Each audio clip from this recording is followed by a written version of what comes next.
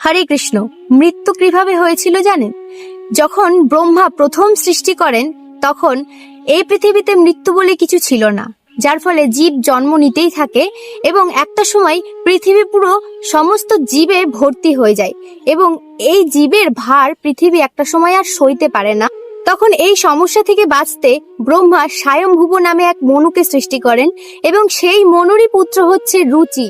আর এই রুচির 7টি পুত্র ছিল, যার মধ্যে শ্রেষ্ঠ হচ্ছে ভরত। রুচি তার 7টি পুত্রকে 7টি দ্বীপ দিয়ে দেয়। রুচির প্রধান যে জ্যেষ্ঠ পুত্র সে পায় জম্বুদ্বীপ এবং ভরতকে দেওয়া হয় প্লক্ষদ্বীপ।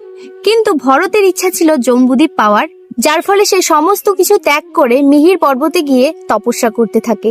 তপস্যায় যখন ব্রহ্মা তার প্রতি সন্তুষ্ট হয় তখন তার কাছে এসে সে কি বর চায় সেটা জানতে চায়, কিন্তু সেই মুহূর্তে ভরত কোনো কথা না বলে মৌন থাকে। এইভাবে বারংবার যখন ব্রহ্মা অনুরোধ করতে থাকে তখনও ভরত মৌনই থাকে, যার ফলে ব্রহ্মা অত্যন্ত ক্রোধান্বিত হয়ে পড়ে এবং ক্রোধের বশে তার চোখ দিয়ে একটি দৈত্যের সৃষ্টি হয়। ব্রহ্মার ক্রোধ থেকে এই ভয়ঙ্কর দৈত্যের জন্ম হওয়ার ফলে পৃথিবীর ভার আরো বেড়ে যায়। তখন পৃথিবী মাতা এত ভার সহ্য করতে না পেরে ব্রহ্মার কাছে যায়। ব্রহ্মা তখন অত্যন্ত চিন্তিত হয়ে পড়ে এবং চিন্তিত অবস্থায় তার কপাল ঘেমে যায়, আর সেই ঘাম যখন মাটিতে পড়ে সেই ঘাম থেকেই ভয়ঙ্কর মৃত্যুর জন্ম হয়।